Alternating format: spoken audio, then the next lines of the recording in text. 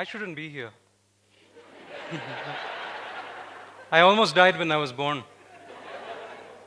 I'll get to that, but first things first. Did you know that there is not a single person in this world who knows how to make a pencil? You all got a pencil, right, when you came in? Look at it. Leonard E, a famous economist in the 50s and 60s, wrote an essay called I Pencil, My Family Tree. He writes the essay as a pencil, tracing all the materials that made him up and where they came from. If you look at it, it's a fairly simple object, right? It's just some wood, some lead, a little bit of paint, a small piece of metal, and an eraser. But to find out how it's made, I have to take you on a journey around the world. The wood comes from incense cedar grown in California and Oregon. The lead that we all call lead is not actually lead. Did you know that? It's just a mixture of graphite, clay, and wax.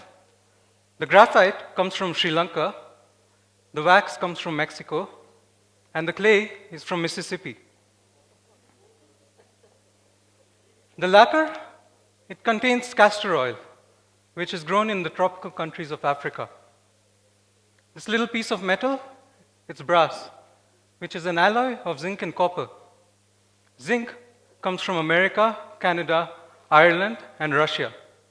And copper comes from Bolivia, Chile, and Zambia. The eraser contains pumice from Italy, and that little substance that erases all our mistakes, that contains an oil from a seed grown in Indonesia.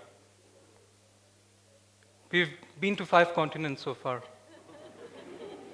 We are holding the work of millions of people in this one pencil. So many people disconnected, but working together for an object that they don't know that they're making. It's a complex combination of miracles. We're all like a pencil. The very fact that we're all here is a miracle. Sean Bartley told us we are the result of a trillion lucky mistakes. I was born in New Delhi. My parents have their own complicated story without which I wouldn't be here. They were both working at the same company. They met and they fell in love. But they were from different backgrounds. In the 70s, the caste system in India was much more entrenched than it is today.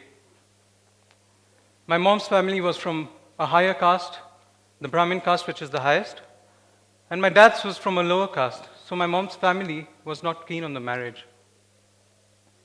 But after a lot of difficulties and complications, they finally did get married. When my mom was pregnant with me, she developed diabetes, which went undiagnosed. As a result, she retained a lot of water, and people actually thought she was having twins.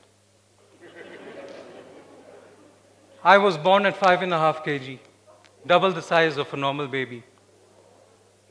I was a blue baby and almost died. I was so huge, the doctors couldn't find a vein on my body to inject me with medicine. So they shaved the head off my head and injected the medicine through the veins in my head. And even after shaving my head, I barely fit into the largest incubator in the hospital, it was meant for 3-month-old babies. In fact, the nurses at the hospital gave me a nickname. They called me Motu. It means fatso in Hindi. If it wasn't for the doctors and the scientists who had invented the incubators and all the medical equipment needed to treat me, if it wasn't for the doctors who had the knowledge and the skills to cure me, if it wasn't for the nurses who took care of me, I would not be here. It was business for them, but very, very personal for me. When I was 2 years old, my parents got a free ticket from their company to visit anywhere in the world. They decided to come to Nairobi because my dad's oldest brother was a doctor here and settled here. So they came on a 2-month vacation here. They left me and my older sister in Delhi with my grandparents. When they were here, my uncle told them, why don't you just move with the family here and settle down here? And they really loved the place, so they said, why not? So they came back to Delhi to pick us up. We came to Nairobi in 1981. In 1998, I went to the US and I did a bachelor's and master's in aerospace engineering. When I graduated, I couldn't find a job. It was post 9/11 and I was a non-citizen. I eventually did find a job at a small aerospace consultancy in Atlanta, but it was part-time. So to occupy the rest of my time, I started learning web design and development as a hobby, and I decided to help a friend with his business. And that's where I met Daniel. Daniel was a Swiss national, spending a few years in the US, and he was developing some software that would take the data from retail stores and plug it into an accounting system. He taught me how to work with and design databases. 2 years later, one of my closest friends from university, Richard Zaire, started a private jet charter brokerage called Paramount Business Jets, and he asked me to come work for him. By this time, I'd gained significant knowledge in web development, and most of the leads for this business are obtained online. It was an opportunity for me to combine my love for aviation with my love for the web. So I took it up. This was in 2007. Now, Richard he's a visionary, and he told me, I want to build a company that functions entirely online.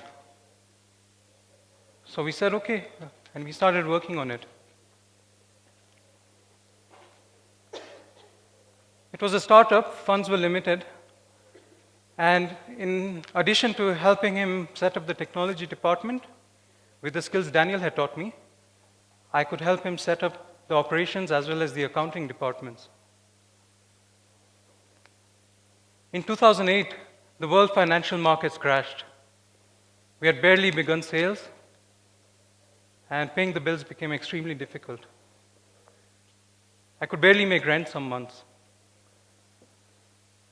Since most of our work was online, we were working from home, my dad told me, why don't you just come to Kenya and you can work from here. If things get better, you can always go back. And it was 12 years now since I'd been in the US, and he told me, it might be good if you come back and we spend time as a family together again. And I was also really missing mom's food. So in 2009, I came back to Kenya and continued working on building Paramount systems from here. 2011 onwards, Paramount started flourishing. In 2013 and 2014, they were rated the fastest growing private jet charter company in the US by Inc. 500. Like the materials of the pencil that had come from all different parts of the world, Paramount now has employees in different parts of the world contributing to their success and helping clients fly from any point to any point worldwide. The internet has enabled global communication and collaboration. And without the works of the millions of people who are involved in keeping these networks, maintaining them, building them, we would not have been able to build a company where employees can sit in the comfort of their homes and fly people from any location worldwide. If you want to impress that special someone or travel the world in luxury, see me after this. In 2012, I decided to stay back in Kenya and start my own digital and online marketing consultancy. I continued to work for Paramount as a consultant. Earlier this year, Daniel, who had returned to Switzerland several years ago from the US, contacted me and hired my company to provide services for his online businesses. It was personal for him and business for me now, but I did it with a personal touch. And it's amazing because we had now come full circle.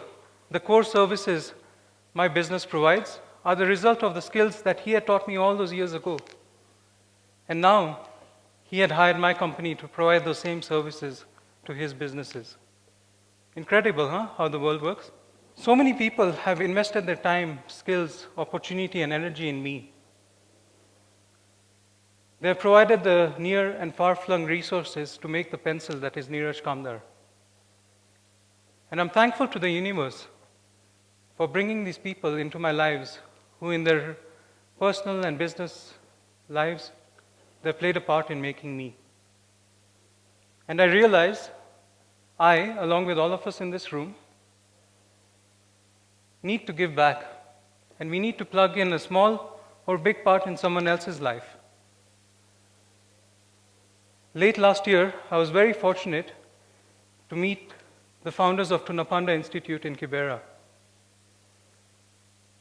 Tunapanda Institute is a non-profit, and they take youth from Kibera between the ages of 19 to 23, and they provide them technology skills. I started volunteering as a teacher, and periodically I go and teach them web development, branding, design, etc. I also lend myself as a mentor to them. We're each a little piece of the puzzle that makes up this world. Our actions affect each other, so we have a responsibility to each other to give our best in everything that we do.